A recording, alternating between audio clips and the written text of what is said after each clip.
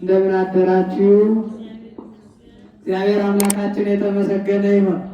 ትንሽ እኔ ጋር የምንማማርበት የትምህርታችን ርዕስ ለዛሬ መድኃኔዓለም ያዘጋጀልን ከነፍስ የተለየ ሥጋ እንደሞተ ሁሉ ከስራ የተለየ እምነትም የሞተ ነው። ከስራ የተለየ እምነትም የሞተ ነው።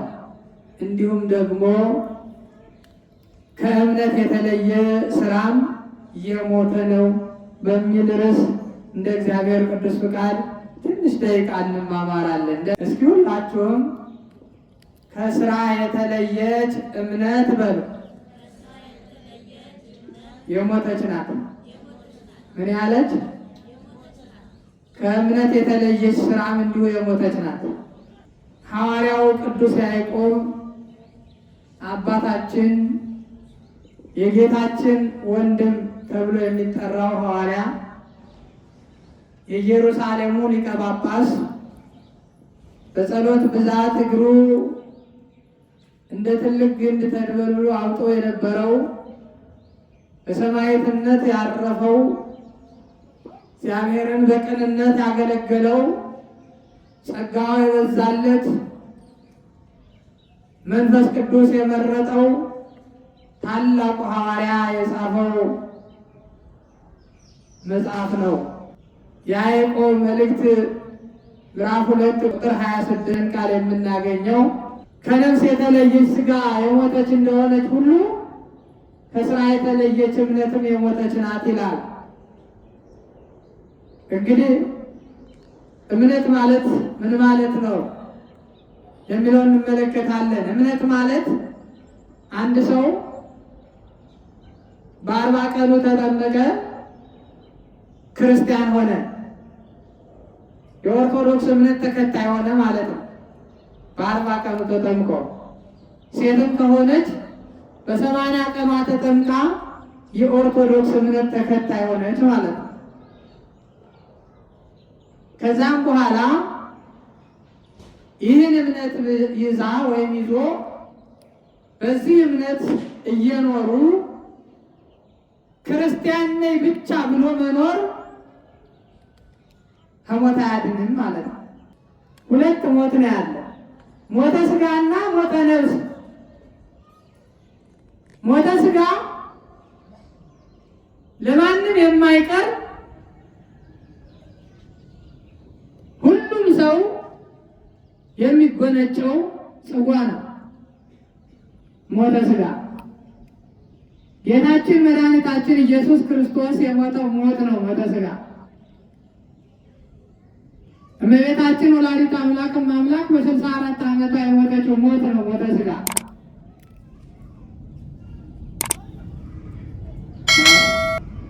ቅዱሳን ሁሉ የሞቱት ሞት ነው ሞተ ሥጋ። በእምነትም በስራም የታመኑና በእምነትም በስራም ተጠምደው የኖሩ ቅዱሳን የሞቱት ሞት ነው ሞተ ሥጋ። ለምሳሌ ዛሬ በዛሬው ዕለት ታሪክ የሚነገርለት እንጦንስ የሚባል የታላቁ ሰማዕት የቴዎድሮስ የሰማዕቱ የቴዎድሮስ ልጅ የሚባለው ቅዱስ ሰው የሞተው ሞት ነው ሞተ ሥጋ። በየቀኑ በስንክሳር መጽሐፍ ሆነ ካይብ አይረፈ ሐዋርያ እገሌ፣ ሰማዕት እገሌ፣ ጻድቅ እገሌ እየተባለ የሚነገረው ሞት ነው ሞተ ሥጋ። ዋናው ስሙ ሞተ ሥጋ፣ ዋናው ስሙ እረፍት ይባላል። እረፍት ነው የሚባለው፣ ሞት አይባልም። ስለዚህ ሞተ ሥጋ ይሄ ሲሆን ሞተ ነፍስ ደግሞ ዋርሳ ወርሶ ድንበር አፍርሶ አደራ አስቀርቶ የሰው ገንዘብ በልቶ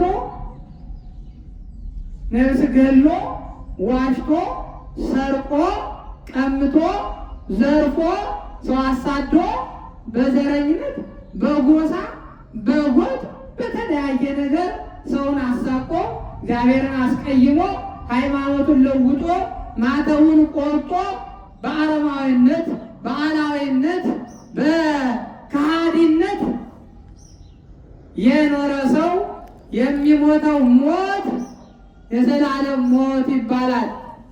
ሞተ ነፍስ ይባላል። የክፉ ሰው ሞት ሞተ ነፍስ ይባላል። ሞተ ነፍስ የክፉ ሰው ሞት ነው። ለጊዜው በሲኦል ለዘላለም በገሃነመ እሳት የሚቀጣ ነው ሞተ ነፍስ የሚባለው ማለት ነው። ከቃሉ ጋር ናችሁ።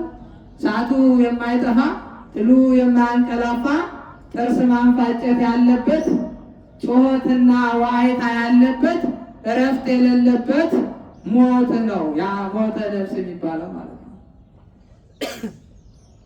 ስለዚህ እምነት አለ ብሎ ሃይማኖት እምነት አለ ብሎ ስራ የሌለው ሰው ከሞተ ነፍስ አያመልጥም ማለት ነው። ከሞተ ነፍስ አያመልጥም። ወንጌልን የማይሰማ ሰምቶም የማይተገብር እናት አባት የረገመው ወንድም እህት የጠላው አገር የጠላው ለአገር ሰቀቀን የሆነ ውሸታም ቀጣፊ የሆነ እንዲህ አይነት አኗኗሪ የኖረ ሰው ሞተ ነፍስ ትጠብቀዋለች። ለስሙ ክርስቲያን ሆኖ ማለት ነው። አሁን ከእኛ ሃይማኖት የተለዩ ከኦርቶዶክስ ተዋሕዶ ሃይማኖት የተለዩ ግን በስም ክርስቲያንን ብለው ክርስቲያንን የሚሉ ሰዎች ምን ይላሉ መሰላችሁ? እምነት እንጂ ስራ አያድንም ይላሉ። ከቃሉ ጋር ናችሁ። እምነት እንጂ ስራ አያድንም፣ ከሞተ ነፍስ አያድንም ይላሉ። ሐዋርያው ግን እንዲህ ነው ያለው፣ ከስራ የተለየሽ እምነት የሞተች ናት አለ። ከእኛ የተለዩ ጥምቀትን የማያምኑ ከቃሉ ጋር ናችሁ። ደህና አደራችሁ። ጥምቀትን የማያምኑ ያመነ የተጠመቀ ይድናል፣ ያላመነ ያልተጠመቀ ግን ይፈረድበታል ተብሎ የተጻፈውን መጽሐፍ እንደ ቀልድ እንደ ዋልታ እንደ ውሸት ያዩ እንደ ቀልድ ያዩ ሰዎች ከኛ የተለዩ ሰዎች እምነት ብቻ ያድናል ይላሉ።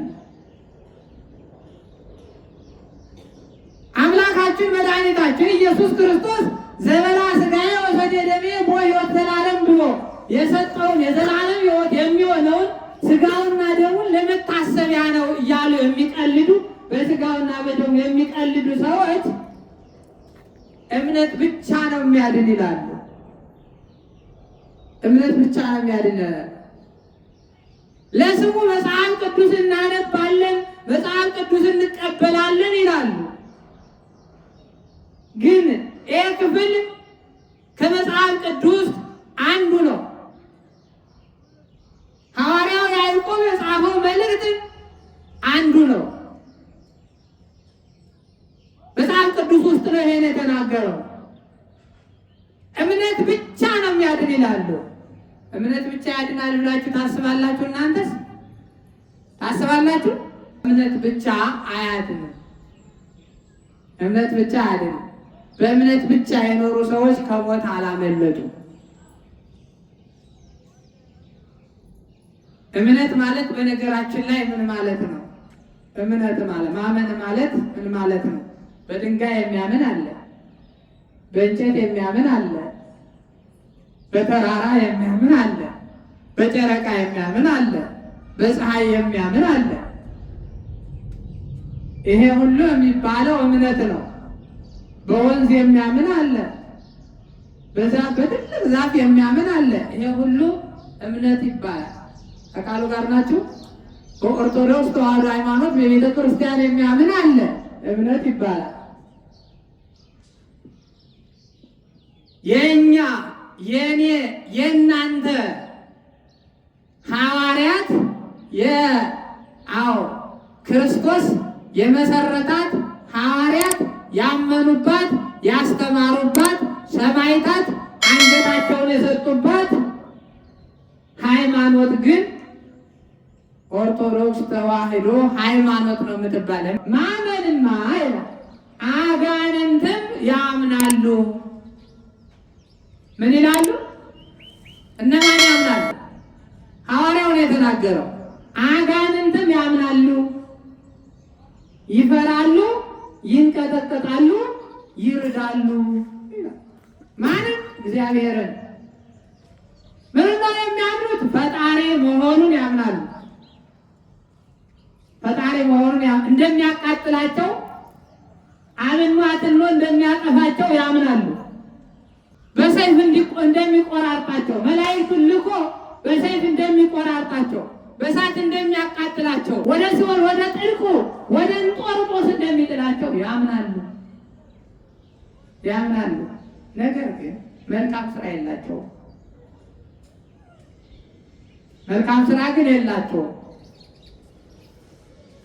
የኦርቶዶክስ ተዋሕዶ ሃይማኖት ተከታይ ማለት እምነትም ስራም ያለው ሃይማኖትም ስራ ያለው ማለት ነው።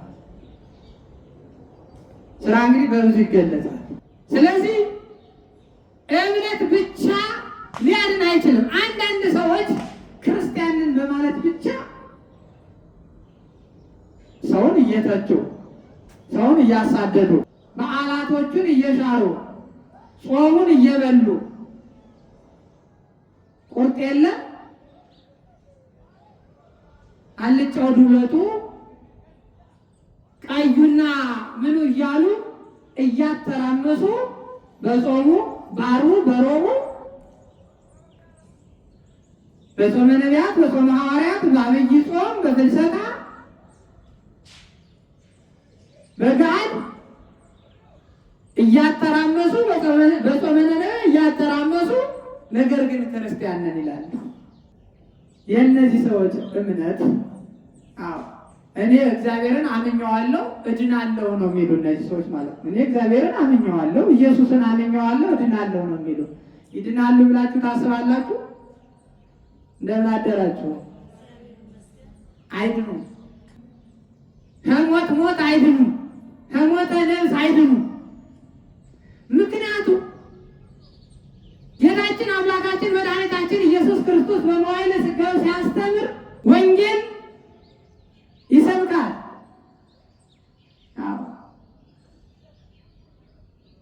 በእኔ እመኑ በአባቴ እመኑ፣ እኔ በአባቴ ያለው አባቴ በእኔ ያለ፣ በእኔ የሚያምን የዘላለም ሕይወት አለው፣ በእኔ የሚያምን በአባቴም የሚያምን በመንፈስ ቅዱስም የሚያምን ለዘላለም አይጠፋም ለዘላለም አይሞትም እያለ ስለ እምነት ያስተምር ነበር። ለዘላለም አይጠፋም ለዘላለም አይሞትም እያለ ማለት ነው። እንደገና ደግሞ ስራንም እምነትንም አስተምሮናል ማለት ነው። ለዛ ነው ያዕቆብ ስራ ሃይማኖት አንድ ናቸው፣ አንድ ሰው ላይ መኖር አለባቸው፣ አንድ ክርስቲያን ላይ መኖር አለባቸው። ያ ነፍስ ከሌላት በድን ናት አይደል?